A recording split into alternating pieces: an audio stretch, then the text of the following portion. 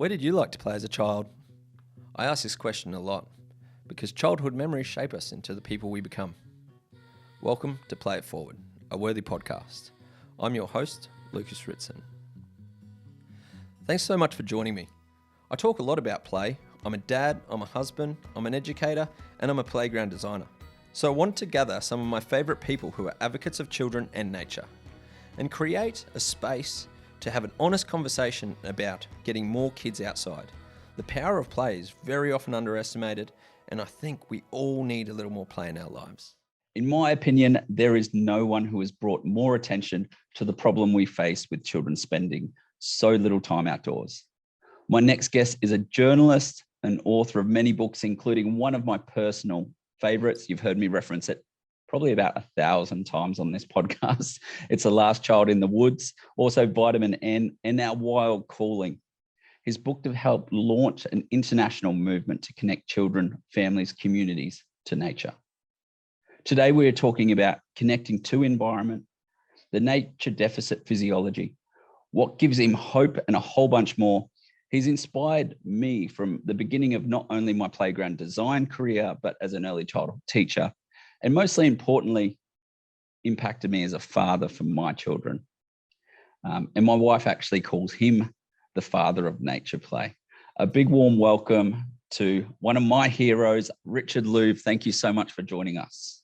Oh, that was very kind of you and your wife. No, it's such an impact. We position our house so we can have nature at the back. We're talking about how we get children there more. And when I was an early childhood educator, a mentor of mine sent me like a screenshot of The Last Child in the Woods. And he went, "You're into this stuff, you've got to read this." And that just like ignited my little brain to a whole new realm of the urgency. And it kind of articulated what I saw as a early childhood educator. And my role was as an outdoor educator. So it was working with everyone from babies to kindy, and my classroom was the outdoors. And I couldn't quite put my hand on like the disconnect between the childhood I had and the experiences and the level of engagement children were having in my care that I was trying to teach. And then to read your book just went, this is what you want to think. So thank you so much. Oh, thank you. As we start with all guests, where did you like to play as a child? Well, early childhood, grade school. We lived on the edge of Kansas City, the suburban edge, and behind us was a big cornfield and then woods that seemed to go on forever. And I spent much of my boyhood in those woods with my dog that you can see behind me there, Banner, who was an extraordinary dog. I write about him in the new book. And my parents often did not know where I was, but Banner always did. And he would go home when I was up to no good. And my mother knew it when Banner would show up. So those woods, as I write, entered my heart, and I go there to those woods sometimes when I need them. And even though the bulldozers did take most of them away eventually. Yeah, it's the phrase I've heard you refer to. It's the forgetting of the normal, and the bulldozers come in, and it's another step towards the forgetting of the normal that we experience. I think I should credit somebody else. I can't remember who said that. I'm trying to remember, but it's environmental amnesia. Environmental amnesia is that you become used to what you have, and that isn't what your parents had. And so you consider that normal. Your parents considered something else normal, and it changes over time.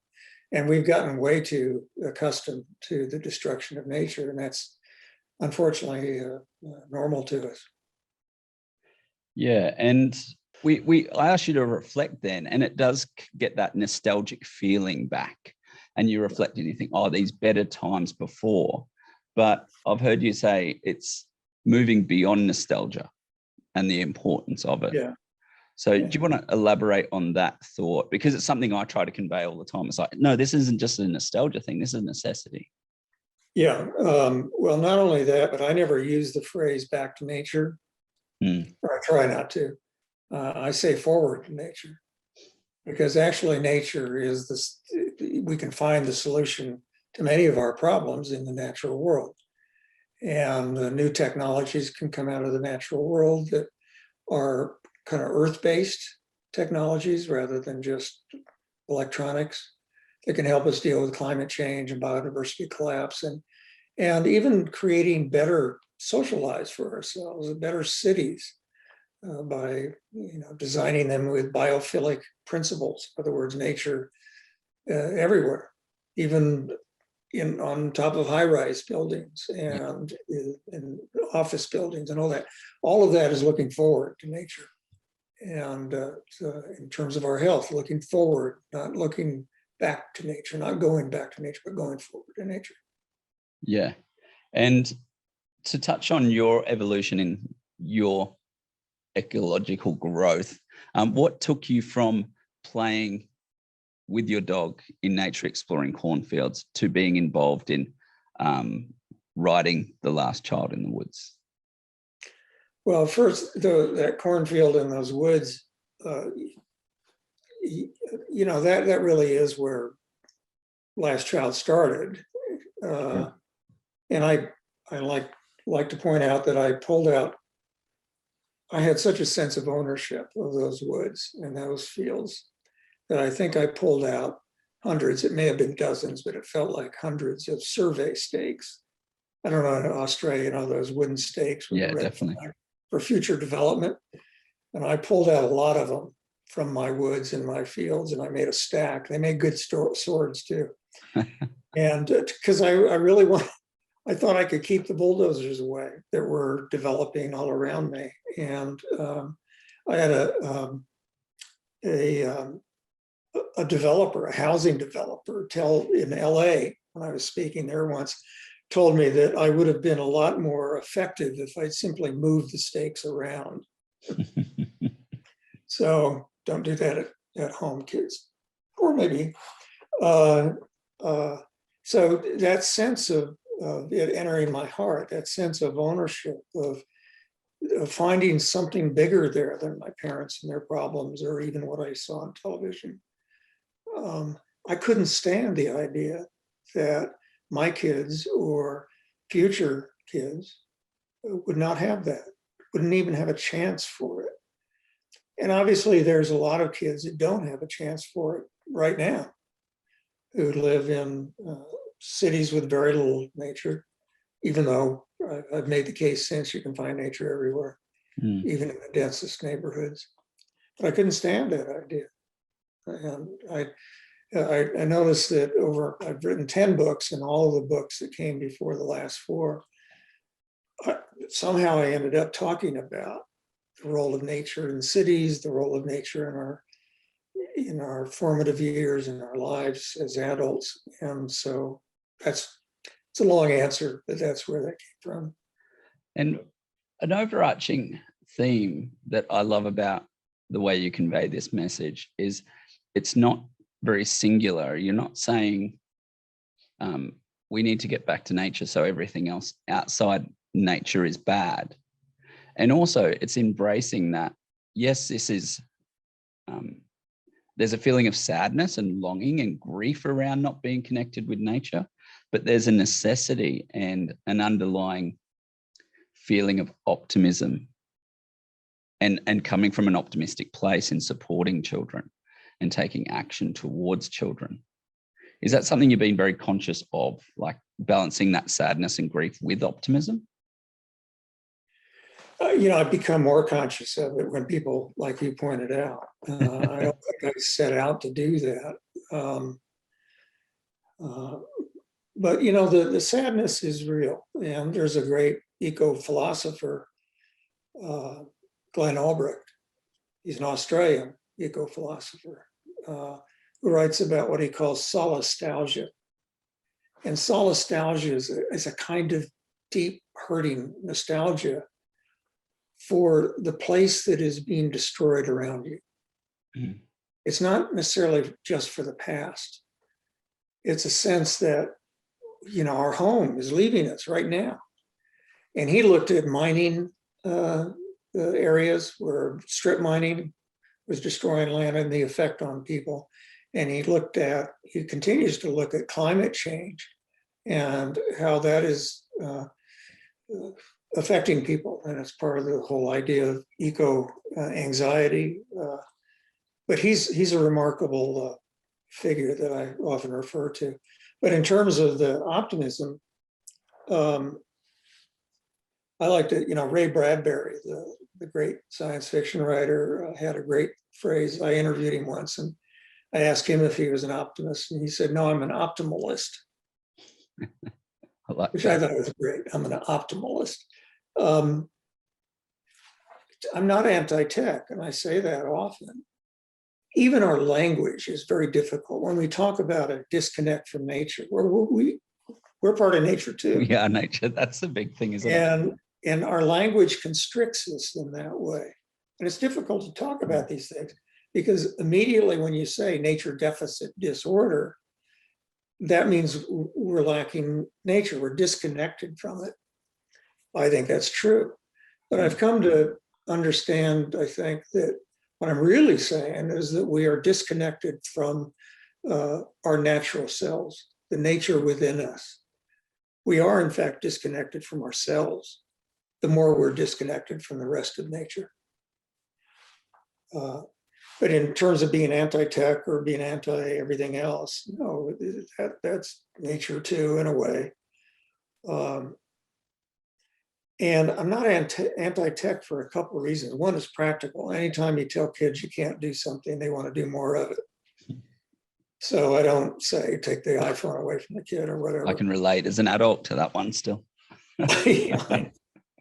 But the second reason is that some of the technology can be used to connect to nature. I'm a big fan of digital photography. I take a lot of my own pictures when I go for walks, and I see things better when I stop and notice them to take a picture. And increasingly, I realize that photographs, and some of them I post on Facebook, that I tend to take are some of them are landscapes, but more and more they're of bark. They're of moss on a rock. They're things that are close up that you have to stop to notice. That's one of the reasons I think that digital photography is great for kids. Yeah. Because they can stop and notice and then show somebody else and take it home with them, put it on their screen, and maybe they'll see something they missed. One of the pictures I took in Arizona was a pine bark, and I looked at it very closely on the screen. I saw an eye looking out at me. I said, "What's that?" I didn't see that. It was a little eye right between the thing. And it was hard to tell. I put it up on the internet, and I asked people on my blog to identify, what is that? What kind of critter is that? And I got a lot of answers, and some of them said, it's nothing, it's an optical illusion. But one pre-teenager wrote, "Oh, it's obvious, it's a dragon." So I wrote, I'm with a kid. Yeah. I agree with him. It's a dragon, definitely, Yeah. no question about it. Yeah, and it offers this, I've used the digital photography and just leaving cameras out in the natural environment for children to pick up and explore. And then similar, but back the other way, I picked up the camera to investigate and kind of remove myself from their nature experience. I could have a sneak peek later on. But then one day I picked up the camera, I was like, 300 photos of the ground. Like, what? That's pointless. And then I went and had a conversation with the children, and they looked at me like I was an idiot, and they said, "It's our shadows." I didn't even pick it up. And it was all the different shadows on the ground that they were actually taking pictures of. And then from there, they went and investigated shadows and went off. But as an adult, I didn't see that, but that was their representation. Yeah. And I met a guy the other day who takes kids out he's a photographer. He takes them out on nature hikes with cameras. And he took them into the town here, Julian, one day, while the other teachers took the kids out to the mountains and all that. And the kids were all over Julian and taking a picture of grass and the cracks of sidewalks and the mysterious ants going up the side of the building and all of that. And that showed him again that there is nature everywhere, but we have to notice, we have to pay attention. Yeah, 100%. And like in my ideal world, I want children to be so connected and engaged with nature that they have an outcome of identifying as environment, not the environment. Mm-hmm. Time and time again, it's like, what's in the environment? It's trees and rocks and sand and dirt and animals and all this. And you even ask adults that question, and right at the bottom, after you keep pushing and pushing and pushing, they go, oh, us, people. That's the bottom of the list. It's just such a framing of that indication of where we've got to and where we are. And everything in environment's like out there and we're in here.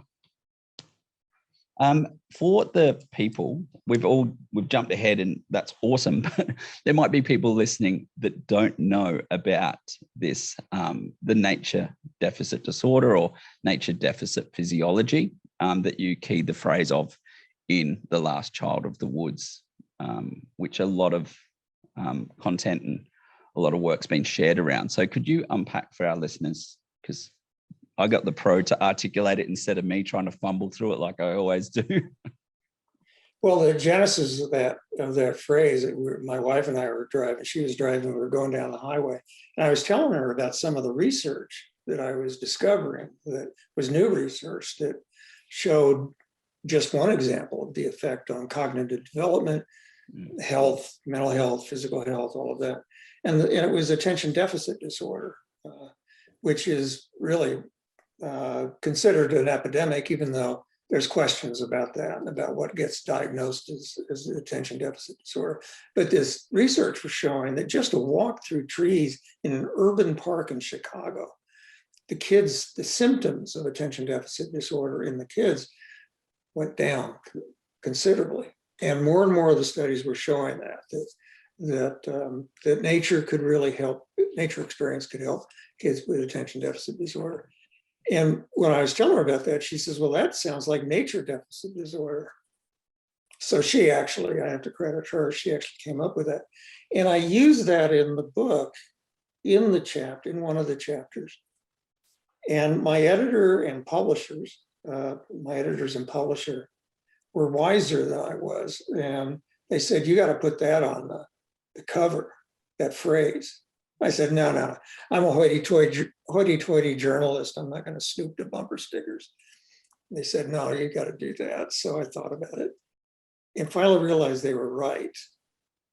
And I went back into the book and I made that the core theme, and it needed that in the book. Yeah. And then when I was out on the road and starting to promote it, I realized that the term, as corny as it seemed to me, has some power. When I listened to the call-ins on radio shows and all of that, suddenly people had a way to talk about this thing that they felt was happening, they knew was happening, but they didn't have a language to describe it or to have a conversation about it. So the reason my publisher was right is because without that phrase, there would be no conversation. Yeah, I don't think. There'd be some, but not to the degree there is now. And that's been one of the great surprises of that book, is that term has entered the language. In fact, it's entered over 20 languages now. Yeah. And so that was a long answer to your question. No, it summarizes it perfectly. And it reminds me of a saying a friend of mine, Rem, harps on about. He says, resonance is the moment in which the brain realizes what the heart's always known to be true. Yeah. And I think that's beautifully said. That phrase alone goes, that makes sense. Yeah. And it puts into words what you know. We have the awards for TV, and these two TV presenters we're up against for the Golden Award, and one's the gardening show guy and one's the comedian host of TV shows. So they're doing these skits about like battling it out. And the gardening goes, I don't know what's wrong with Peter Hellier. I think he had nature deficit disorder as a child. And I was like, yes, that's awesome. That's good. Yeah. His name's Costa. He's got like a big beard, looks like a giant garden elf, but he knew about nature deficit disorder and put it out there. So another one. Well, by the way, James Cameron, Avatar, the movie Yep. Avatar, when that first came out, a reporter was asking him what's it about. And he said, well, what it's about is nature deficit disorder. And he said it the other day and was quoted talking about the sequel to Avatar. And when I first realized he said that, I wrote a blog that said, well, that's great. I really loved your movie, really did. It would be great if you helped this movement, which is emerging.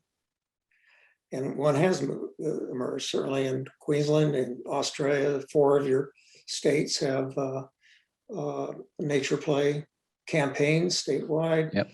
And it's all over in the United States. It's in China. It's around the world. And I wrote that kind of teasing him.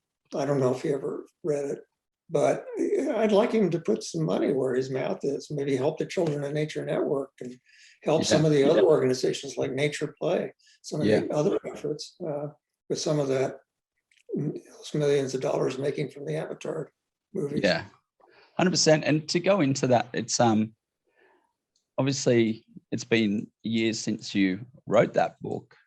And what's the changes you've seen in this time? Well, there's been obviously, some people believe, and they have evidence for this, that things are worse.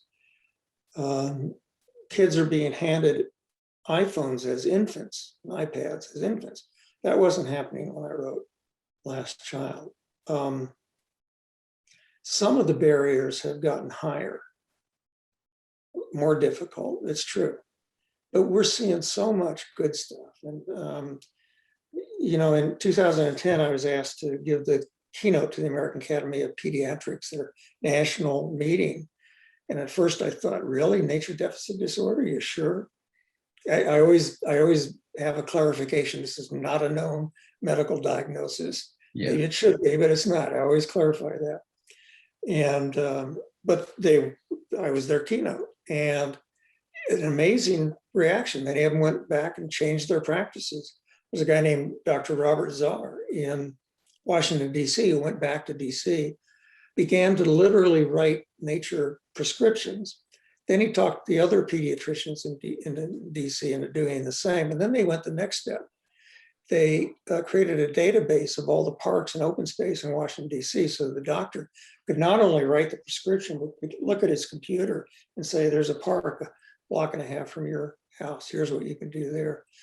We've seen that happen. We've seen an explosion in the number going from, a handful to hundreds. It's still not thousands, but hundreds of nature-based preschools. We've seen a green schoolyard movement, and you're part of that in Australia, in the United States, and in other countries. There's just a lot more awareness. There was a study done, I think 4 years ago, and they repeated a big study that was done 15 years before about Americans' attitude about nature. And what they found is, one of the things they found is that the awareness that nature experience has something to do with particularly children's health, had skyrocketed. It had gone from 10 to 1,000 very quickly. What had not changed is the barriers. They're still there, even with tens of thousands of people now working to change those barriers. For a lot of kids, it's gotten a lot better, but a lot of other kids, it's not. Yeah, do you think it's an accessibility challenge or culture? I shouldn't really say or yeah. what percentage maybe.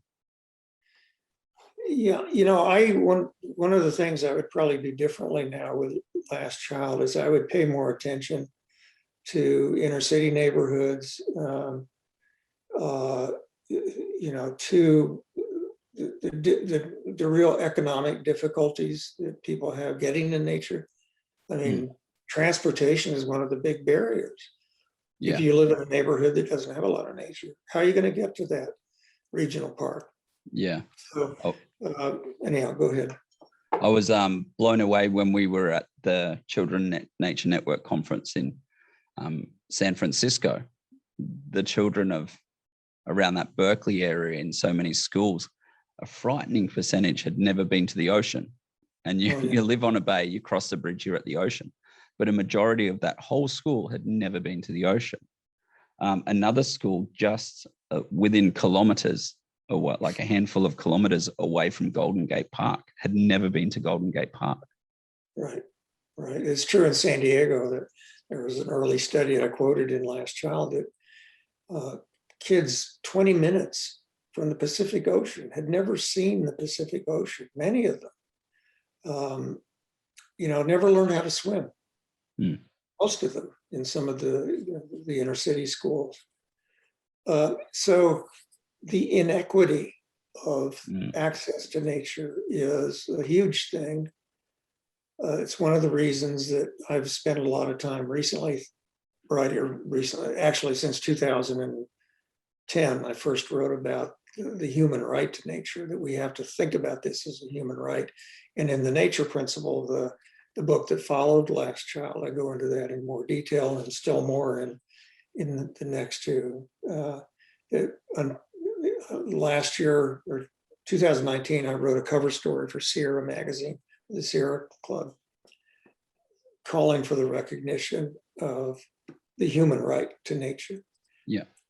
Balanced with nature's right to be. One doesn't exist without the other.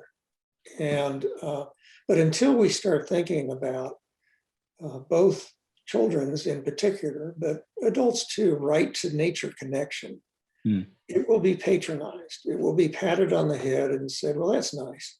That's a nice to have. Yeah. Instead of necessity, which is what the research shows. So, and you've got this great reason. I'm sorry, go ahead. No, you go ahead. That the rights of nature also have to be recognized in that. And that's a dicey topic that is controversial, but I think we need to begin to think that way much more.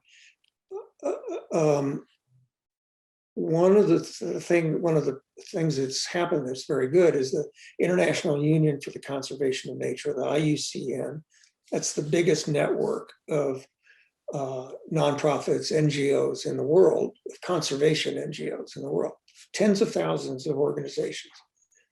In 2012, with the help a little bit of Children Nature Network, they passed a resolution saying this is a human right, this connection for children to nature. And there's been talk since about trying to get it included in the list of human rights for children's rights in the UN. It ought to be there, I think. Yeah, 100%. It's quite simply that, the human right. And you touched on it briefly there. We are referencing children a lot within nature deficit disorder, but I saw a post of yours recently saying it's an adult thing as well, which we tend to forget. Yeah. And in fact, one of the early customer reviews on Amazon, it gets good reviews on Amazon, but one of them said, I totally missed the point. Clearly I was a nice guy, but I totally missed the point. It's about adults, it's adults. Well, yeah, if you read the book carefully, you would have seen that parents were involved, and grandparents and all of that it does affect us, that we get all of the same benefits of the natural world, stress reduction, physical health, mental health, all of the things that studies are showing, as our kids do when we take them outdoors into nature.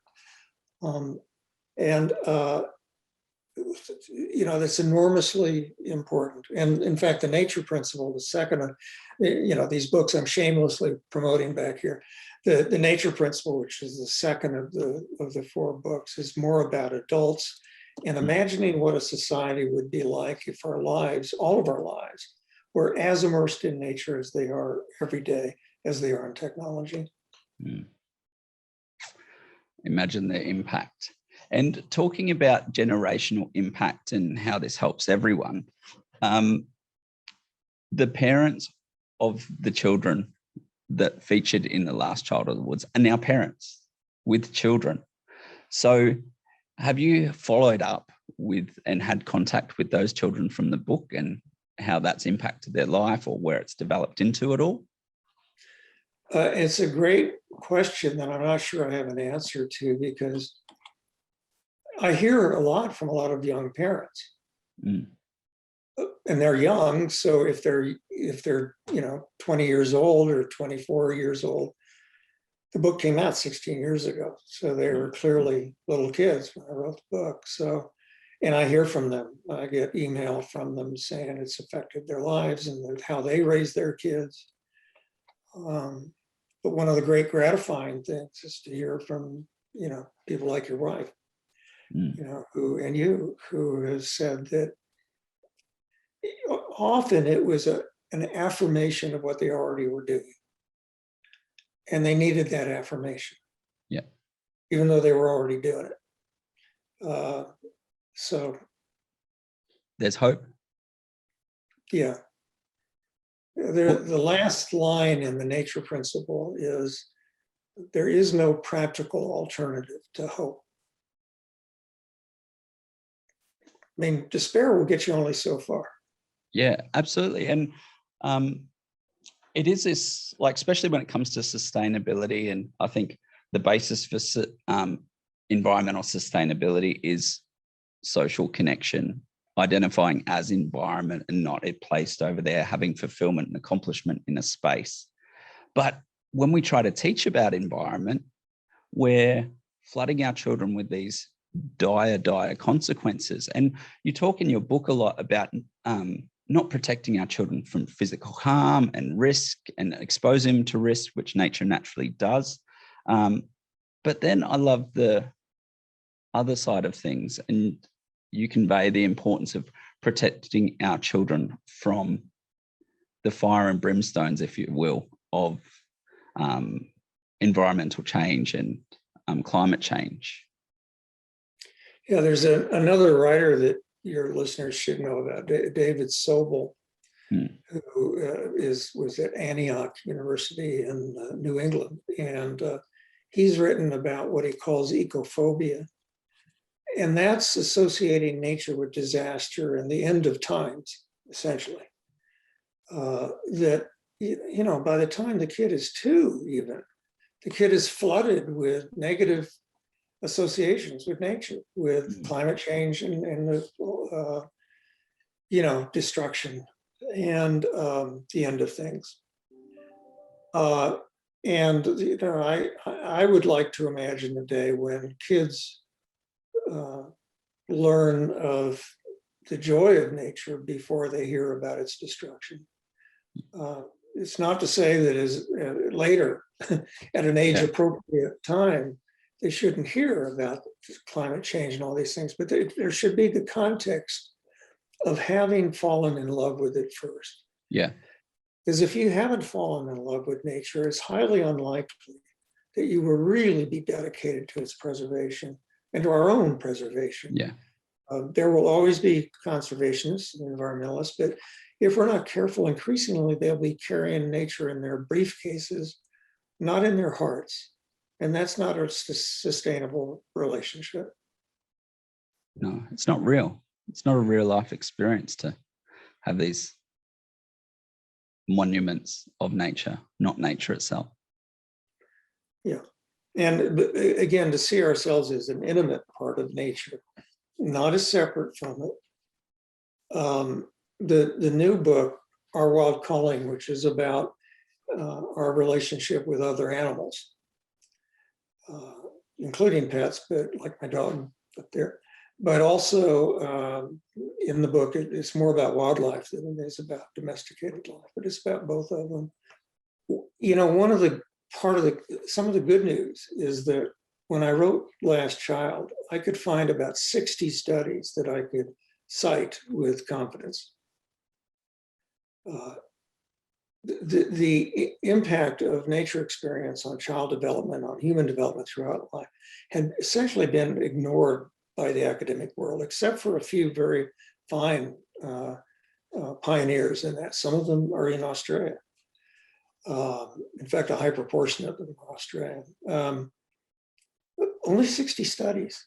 How could something, this is literally the elephant in the room. You know, how could something that large, how the natural world affects our development experience. But it had been. Today, if you go to the Children Nature Network website, which is childrenandnature.org, you'll see over 1,000 studies that have been abstracted. It's free for anybody to go there to learn about the research.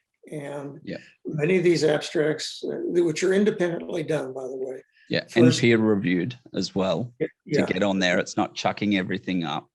It's a great resource. I call on it all the time. We're very conservative about making any claims, and we don't make, this is really carefully done. And now there's over 1,000 studies, and they're still coming in, many of them from Australia, 10, 15, 20 a month. That this is now a growth industry to study the human relationship with nature on our health and our cognitive functioning and all of that. That's good news. But when you look at those studies, as I started to do, you realize that almost all of those studies, and they all tend to point in the same direction, by the way, which is this is fundamental to our humanity.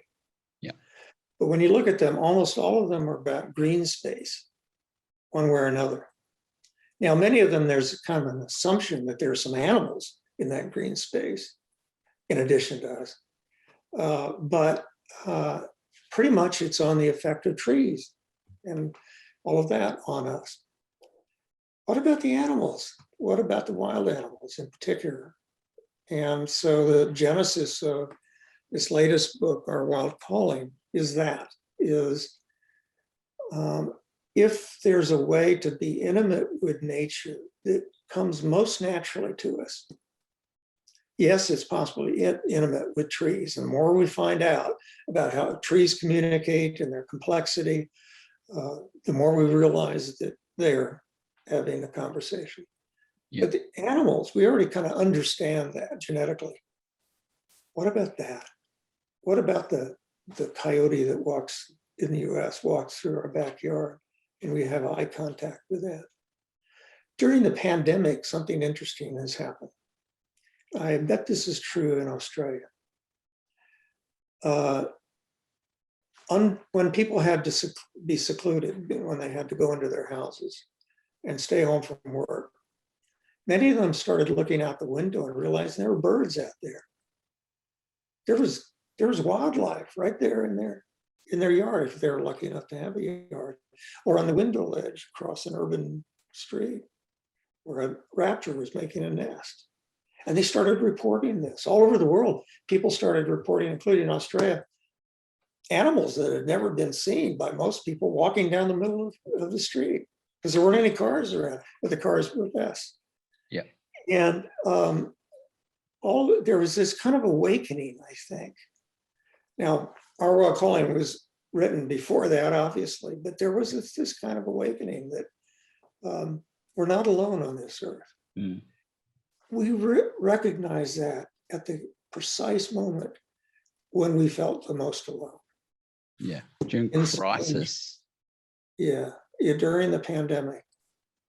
I wrote a piece about that for the LA Times, and people have recognized that. People flock to nature now. They flock to the trailheads here. People that have never done that now are doing it. And it'll be interesting to see how long that lasts. I suspect it'll last. But sometimes you don't know what you got till it's gone, or you're not allowed to go there. But the animals kept us company.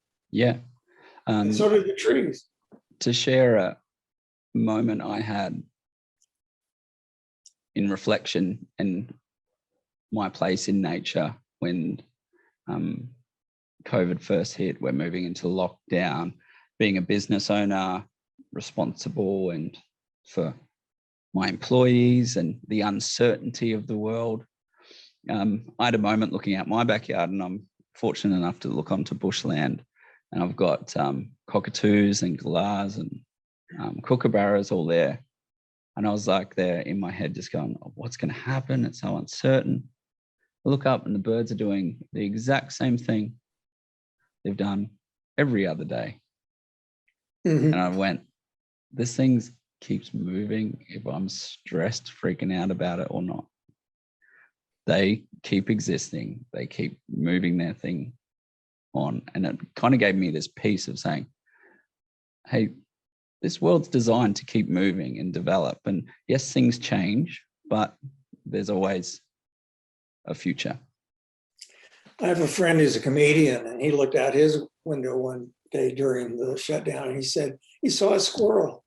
He said, that squirrel doesn't care about herd immunity. No. It's going on with its life. It's living. I can too. Yeah, That's exactly right. Yep, absolutely.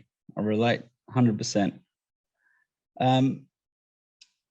What are your hopes? Like, we're living in these unique times and this whole progression from years of being delved deep into this topic of connection, nature, environment. What's your hopes for communities moving forward?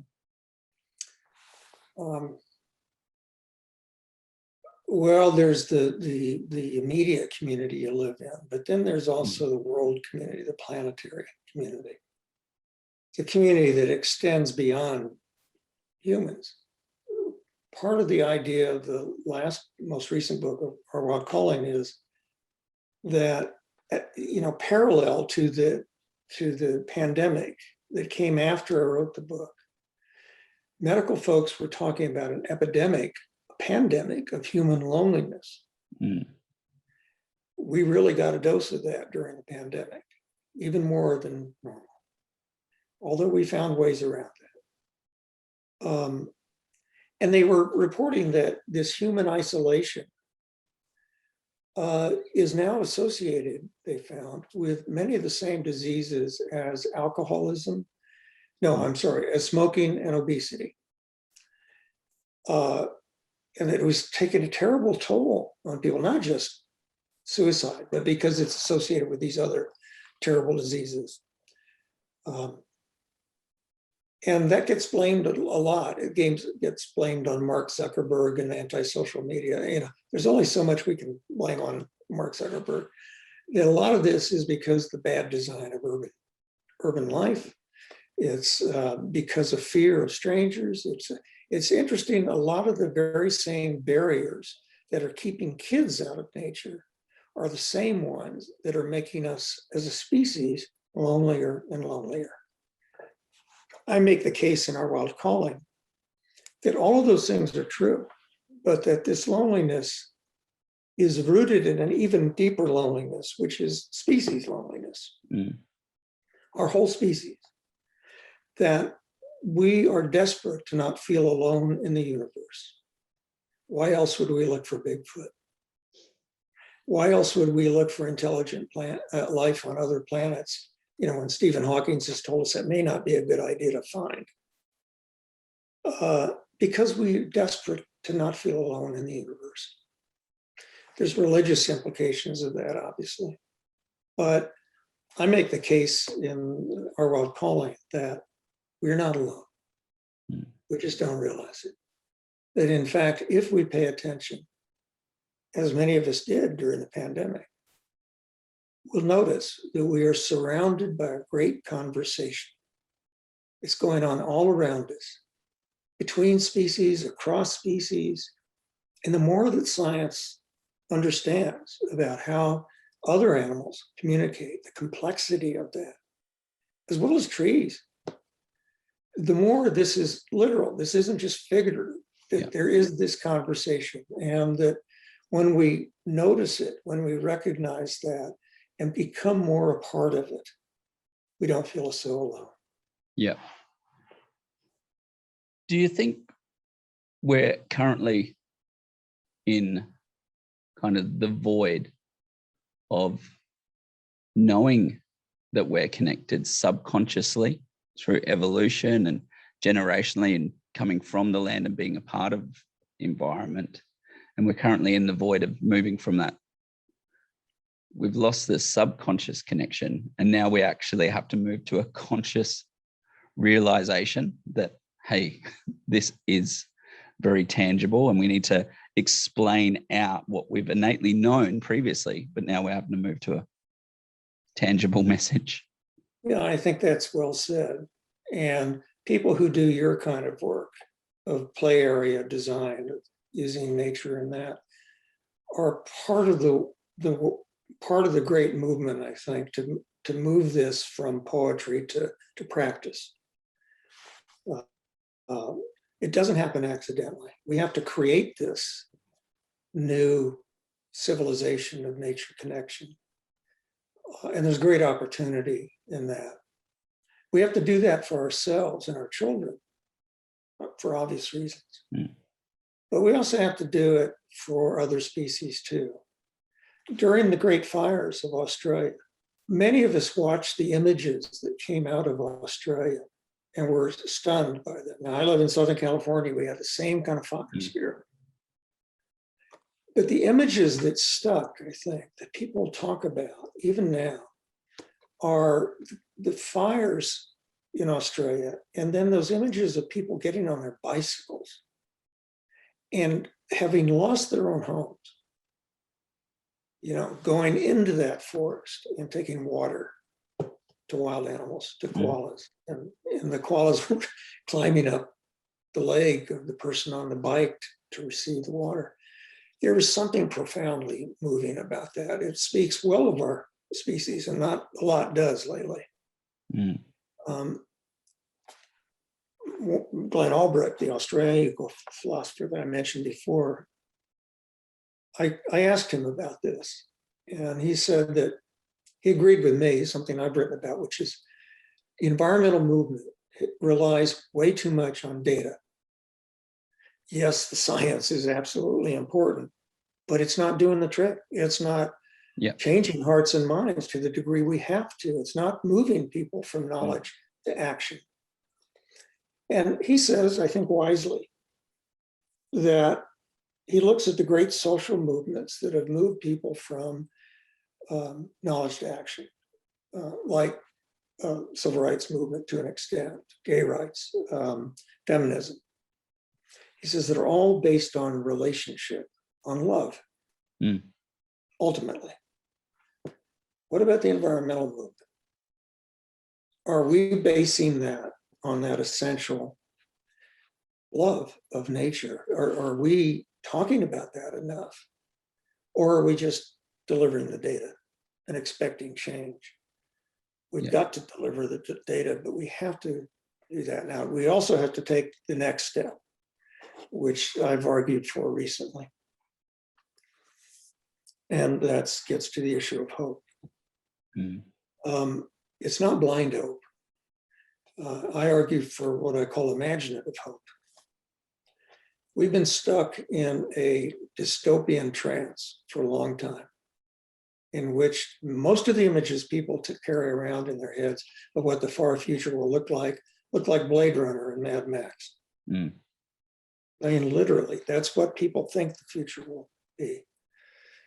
What happens to a culture that can no longer come up with beautiful images, not just sustainable, not just sustaining, but beautiful images of a nature-rich future?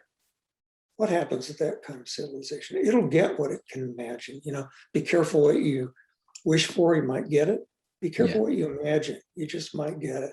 So increasingly, I've been arguing that we have to develop imaginative hope in our schools, in our organizations, in the way each of us approaches the world. We have to imagine that world we want to go to. Martin Luther King, one of the lessons of his life is that, as he taught, no movement, no culture will survive if it cannot imagine a future that we want to go to. We have to take that step. It's not just the data of what's going wrong. And that ties beautifully into, that loneliness piece. Like, there's not going to be that depth of loneliness when there's a purpose beyond yourself. Mm-hmm.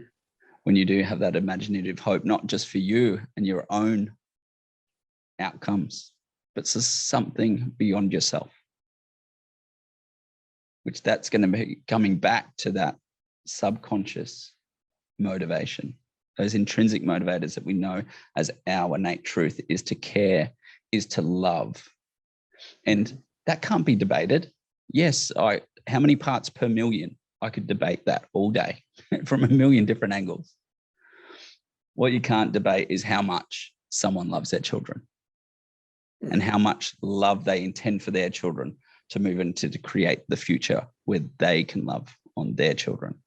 And not only just their children, like you said, the animals, the environments around them as well. We're talking about these things like love and these innate traits that we're blessed with. What does that look like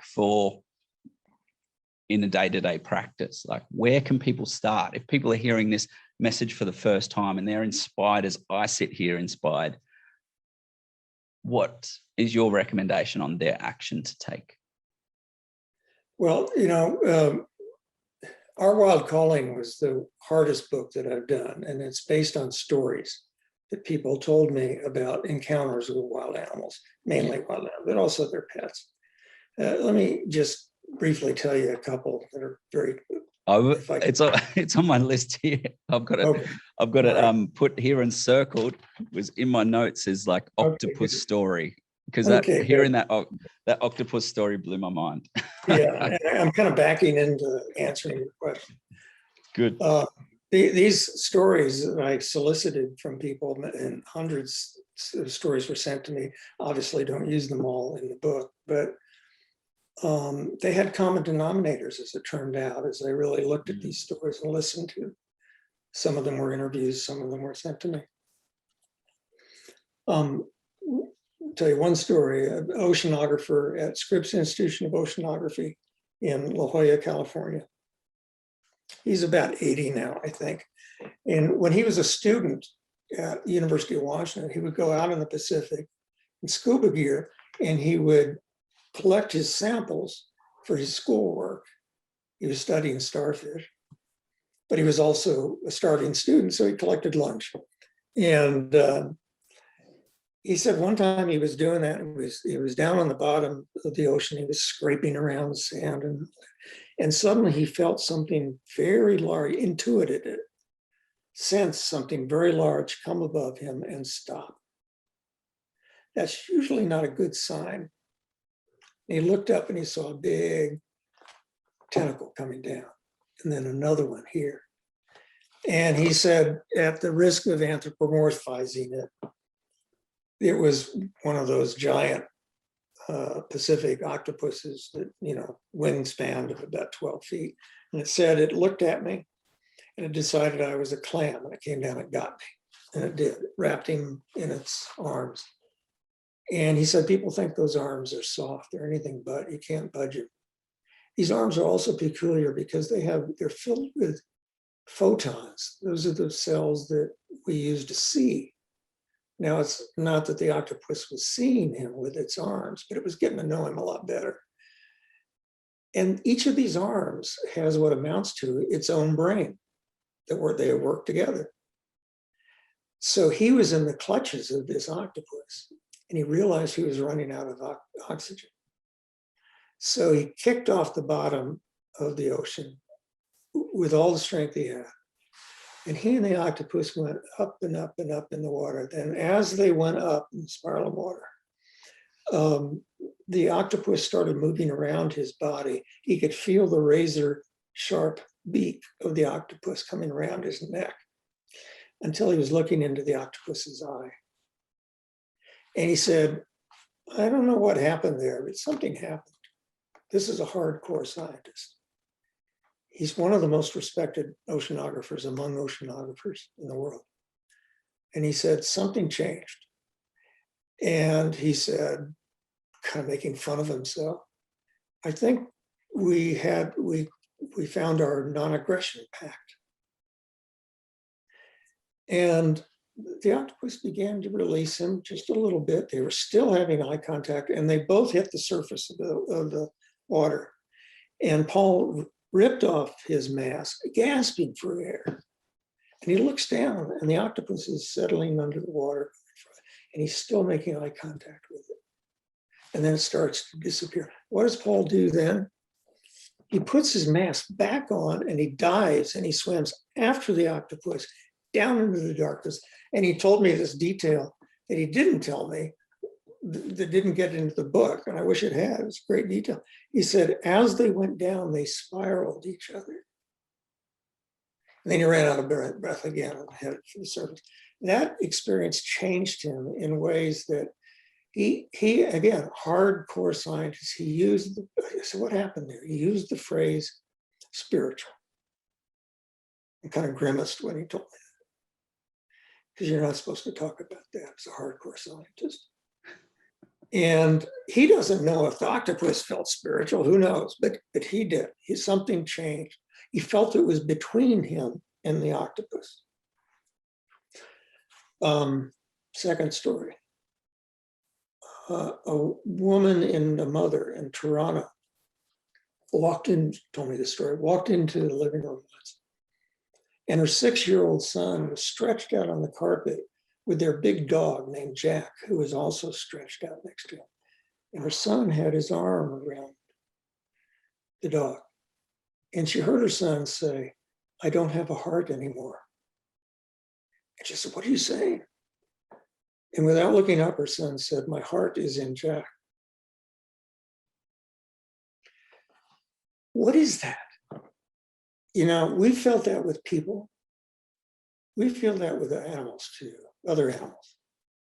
But what is that? That permeability, that space that gets filled with something. Third story, I was on a lake near my house in San Diego. I was in my little boat one morning. I was alone. Nobody was on the lake, big lake. And I have a little electric motor, very quiet. And I noticed on the shore what I thought were 2 turkey vultures eating a big fish, a dead carp. And I wanted to look more closely. So I ease up with my electric motor. I got within about 20 feet of them.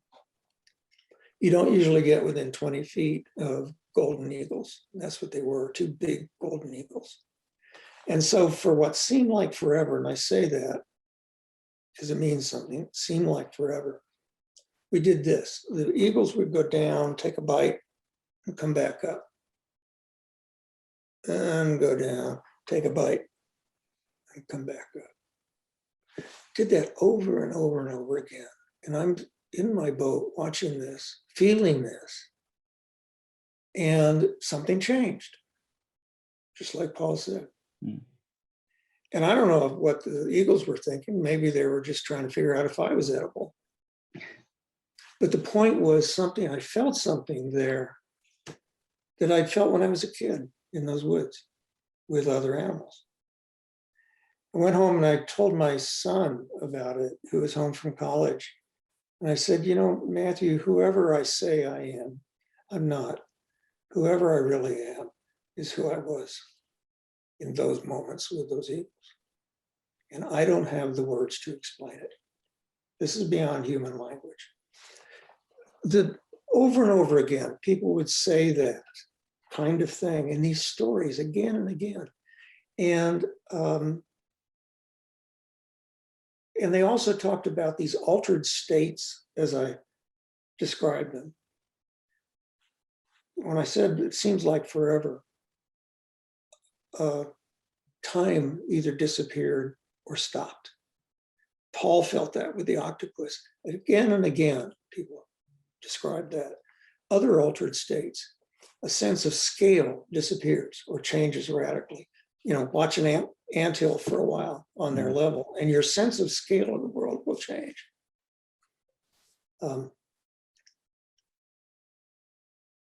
So the mystery of the book is, what is that? What is that? There's a great philosopher named Martin Buber. I always have to be careful not to say Justin Bieber. And he wrote a great essay called I Am Thou, I Am Thou. And his thesis is about people, was that you and I don't exist. Not really. What exists is right here. It's what's between us. It's the relationship. And he used that word in a different way than we use it day to day. He meant it as a kind of electricity that some people call God. That's what I felt. That's what Paul described. That's what all these people in the book, one way or another, that's what they describe. I like to name things, and there isn't a name for that. Now, maybe in some indigenous culture, I would expect I would find that word in their language. But I call that the habitat of the heart, what is between us and another animal. And that I believe that there are two habitats. One habitat is the physical natural habitat, that we spend so much time working hard as we should to preserve and protect and teach our children about. And the other habitat is the habitat of the heart. And we spend very little time talking to our children about that, or trying to protect it or nurture it. If one of those habitats goes, so does the other one. That's why it's so important to begin to recognize this thing between us and other animals. You ask, what's the main thing that people can do? On the book tour for Our Wild Calling, until it was truncated by the pandemic, often I was asked, well, what's the main thing that you want people to take away? They had a script for Canadian interviews on radio, and over again, it got frustrating. And finally I decided, oh, wait a minute. The main thing I want people to do is notice. Notice what's there. Notice the animals around you. Notice that thing between you. And I realized that I'd already written that. It's in the introduction. I'd forgotten it. I talked about meeting a fox on a path on Kodiak Island that stopped me in my tracks. And I looked into its eyes, and the foxes on Kodiak are the biggest in the world, I think. And in his eyes, I didn't know it. It looked like a universe in his eyes. It was a mystery. And he stopped me, and I didn't, is he rabid? Is he gonna bite me? He wasn't budging from that path. And so I finally took a step, and he stepped over to the side, and we walked up the path together, side by side, until he veered off into the grass. He was not being fed by the people there. He was wild. And in the end of the introduction, I say, now, I don't know was that fox trying to tell me something? I don't know. Maybe he was just trying to tell me to pay attention. At the time, I was going through my wallet. It wasn't big. And there's Alaskan brown bears all over that island. I should have been paying attention. I had to when I confronted the fox. So I finally figured out, when people would ask me, what's the main message from this book? I said, pay attention. Notice. Stop, notice. Yeah. I was having a discussion this last week about the importance of beauty.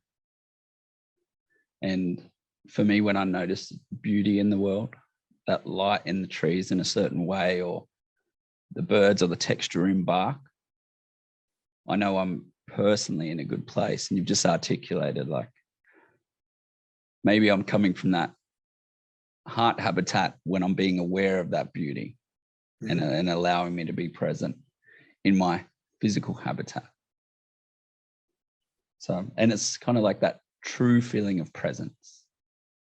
And something you've unpacked so many times so beautifully is that feeling of humility and being humbled within both habitats, now that you put it that way. I was always thinking of that physical habitat, but being humbled in your heart to care, being humbled and vulnerable in your heart to love, and then to take action in that physical habitat.